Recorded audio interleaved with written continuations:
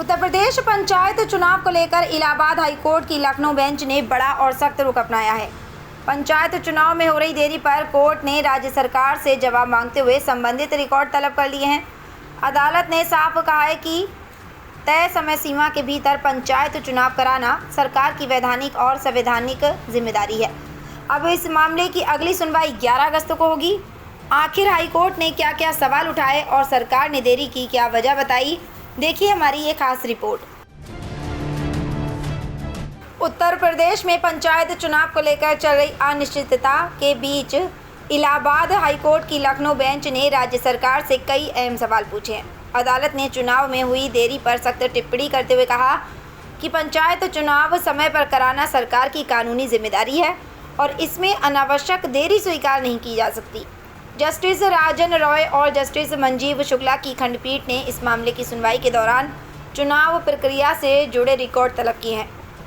Court ने कहा कि वह यह जानना चाहता है कि पंचायत चुनाव समय पर न होने के पीछे कोई ऐसी परिस्थिति थी जो सरकार के नियंत्रण से बाहर थी या फिर यह प्रशासनिक लापरवाही का मामला है। सुनवाई के दौरान अदालत के सामने कुछ डिजिटल रिकॉर्ड यानी ई अभिलेख भी पेश किए गए। हाईकोर्ट ने निर्देश दिया कि इन दस्तावेजों की अगली सुनवाई में विस्तार से जांच की जाएगी। साथ ही राज्य सरकार को सुप्रीम कोर्ट के सुरेश महाजन मामले के फैसले का अध्ययन करने की भी सलाह दी गई है ताकि संवैधानिक प्रावधानों के अनुरूप चुनाव प्रक्रिया सुनिश्चित की जा सके। हाईकोर्ट ने भविष्य के लिए भी महत्वपूर्ण टिप्पणी करते हुए कहा कि पंचायत चुनाव की प्रक्रिया संबंधित पंचायतों का कार्यकाल समाप्त होने से कम 2 वर्ष पहले शुरू कर दी जानी चाहिए।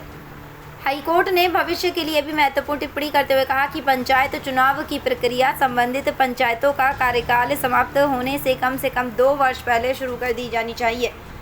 अदालत का मानना है कि तभी संविधान के अनुच्छेद 247 के तहत निर्धारित 5 वर्ष की अवधि के भीतर चुनाव समय पर कराए जा सकते हैं।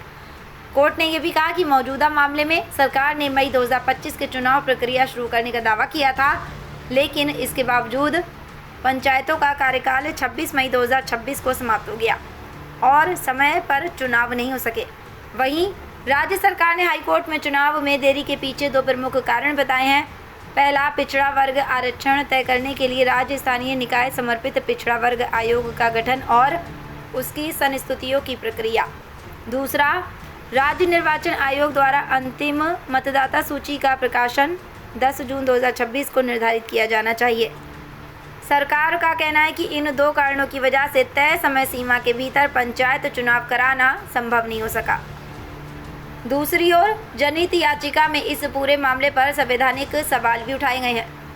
याचिकाकर्ताओं का कहना है कि पंचायत का कार्यकाल समाप्त होने के बाद निर्वाचित ग्राम प्रधानों को प्रशासक नियुक्त करना संविधान के अनुच्छेद 243 की भावना के विपरीत है। उनका तर्क है कि लोकतांत्रिक व्यवस्था में निर्वाचित प्रतिनिधियों की जगह लंबे समय तक प्रशासकों से कम लेना संविधान की मंशा के अनुरूप नहीं है। अब इस पूरे मामले पर सबकी नज़र 11 अगस्त की सुनवाई पर टिकी है। माना जा रहा है कि उस दिन हाईकोर्ट चुनाव प्रक्रिया, सरकार के जवाब और प्रस्तुत रिकॉर्ड के आधार पर आगे की दिशा तय कर सकता है। उत्तर प्रदेश पंचायत चुनाव को लेकर हाईकोर्ट की ये सुनवाई आने वाले दिनों में बेहद अहम साबित हो सकती है। क्या सरकार चुनाव की नई समय सीमा बताएगी? क्या अदालत कोई सख्त निर्देश जारी करेगी? और क्या प्रदेश में पंचायत चुनाव की तस्वीर साफ होगी? इन सभी सवालों के जवाब 11 अगस्त की सुनवाई के बाद सामने आ सकते हैं। ऐसी ही हर बड़ी राजनीतिक और प्रशासनिक खबर के लिए हमारे चैनल के साथ जुड़े रहिए। वीडियो पसंद आया हो तो लाइक करें, शेयर करें और चैनल को सब्सक्राइब करना ना भूलें।